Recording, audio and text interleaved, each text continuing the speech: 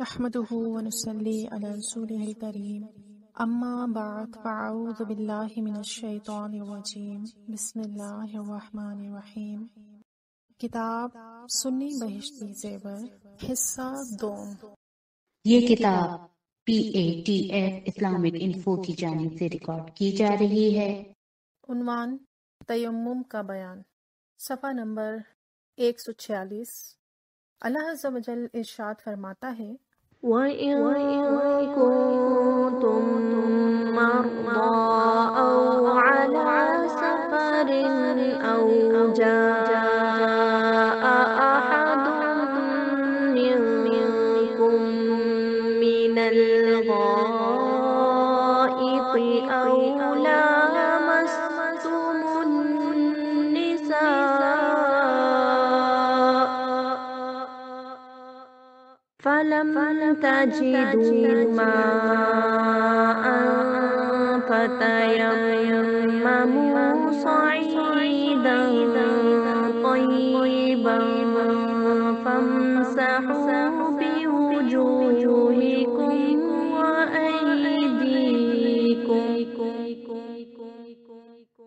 یعنی اگر تم بیمار ہو یا سفر میں یا تم میں کوئی پاخانے سے آیا، عورتوں سے صحبت کی اور پانی نہ پاؤ تو پاک مٹی کا قصد کرو تو اپنے منہ اور ہاتھوں کا اس سے مسح کرو۔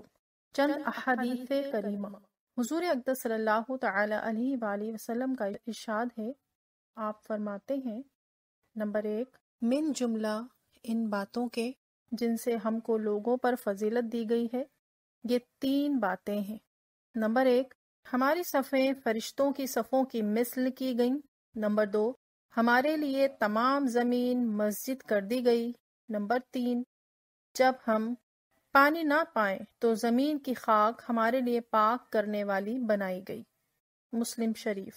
نمبر 2، پاک مٹی مسلمانوں کا وضو ہے، اگرچہ 10 برس پانی نہ پائے، اور جب پانی پائے تو اپنے بدن کو پہنچائے، یعنی وضو و غسل کرے کہ یہ اس کے لیے بہتر ہے۔ ابو داؤد، ترمذی۔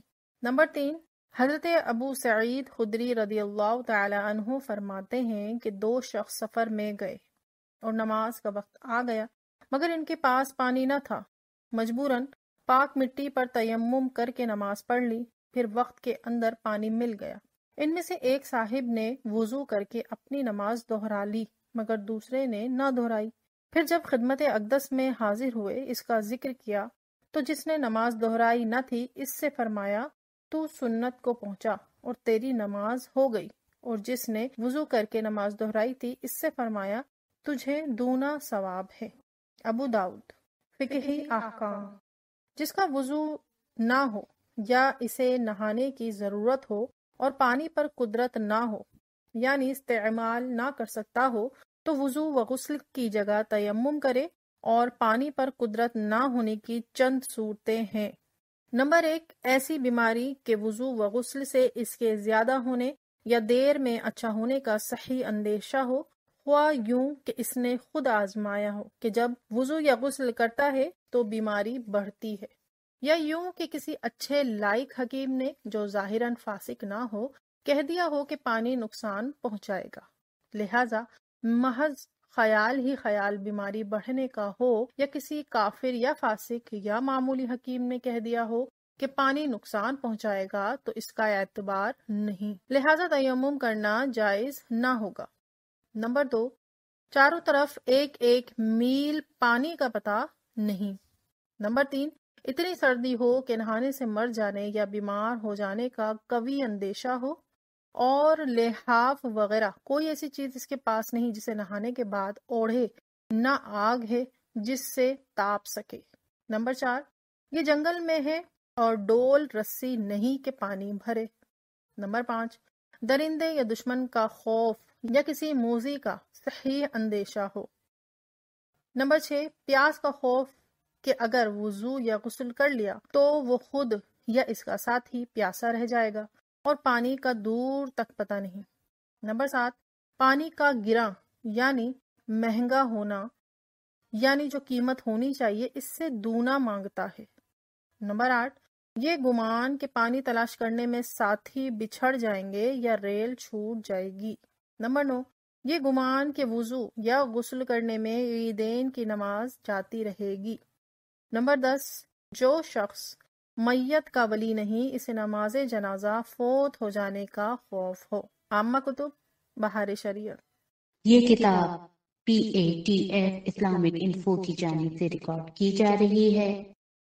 متفرق مسائل۔ نمبر 1، بیماری میں اگر ٹھنڈا پانی نقصان کرتا ہے اور گرم پانی نقصان نہ کرے تو گرم پانی سے وضو و غسل ضروری ہے، تیمم جائز نہیں۔ ہاں، اگر ایسی جگہ ہے کہ گرم پانی نہیں مل سکتا تو تیمم کر لے۔ عالمگیری۔ نمبر 2، اگر سر پر پانی ڈالنا نقصان کرتا ہے تو گلے سے نہائے اور پورے سر کا مسح کرے۔ فتاوی رضویہ۔ نمبر 3، ساتھ میں زمزم شریف ہے اور اتنا ہے کہ وضو ہو جائے گا تو تیمم جائز نہیں۔ در مختار وغیرہ۔ نمبر 4، بدن یا کپڑے پر اتنی نجاست ہے کہ اس کے ہوتے ہوئے نماز نہیں ہو سکتی اور پانی صرف اتنا ہے کہ چاہے وضو کر لے یا اس کو پاک کر لے تو حکم ہے کہ پہلے اسے پاک کرے پھر تیمم کرے۔ رد المختار۔ نمبر 5، وقت اتنا تنگ آ گیا کہ وضو یا غسل کرے گی تو نماز قضا ہو جائے گی، تو چاہیے کہ تیمم کرے، نماز پڑھ لے، پھر وضو یا غسل کر کے نماز کو دہرائے۔ فتاوی رضویہ، بہار شریعت۔ نمبر 6، عورت حیض یا نفاس سے پاک ہوئی اور پانی پر قادر نہیں تو تیمم کرے۔ رد المختار۔ نمبر 7، اگر کوئی ایسی جگہ ہے کہ نہ پانی ملتا ہے نہ پاک مٹی کے تیمم کرے تو اسے چاہیے کہ وقت نماز میں نمازی کی سی صورت بنائے، یعنی نماز کی نیت کیے بغیر نماز کے تمام حرکات بجا لائے۔ نمبر 8، وضو اور غسل دونوں کا تیمم ایک ہی طرح ہے۔ عامہ کتب۔ نمبر 9، نماز اس تیمم سے جائز ہوگی جو پاک ہونے کی نیت یا کسی ایسی عبادت کے لیے کیا گیا ہو جو بلا طہارت جائز نہیں۔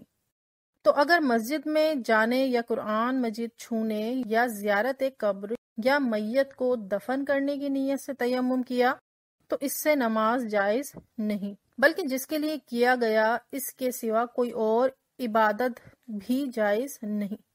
نمبر 10، جس پر غسل فرض ہے، اسے پانی نہ ملا اور قرآن مجید پڑھنے کے لیے اس نے تیمم کیا تو اس سے نماز پڑھ سکتا ہے، اور سجدہ شکر کی نیت سے جو تیمم کیا اس سے نماز نہ ہوگی۔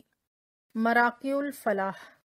جس پر نہانا فرض ہے اسے یہ ضروری نہیں کہ وضو اور غسل دونوں کے لیے 2 تیمم کرے، بلکہ ایک ہی میں دونوں کی نیت کرے، دونوں ہو جائیں گے۔ رد المختار وغیرہ۔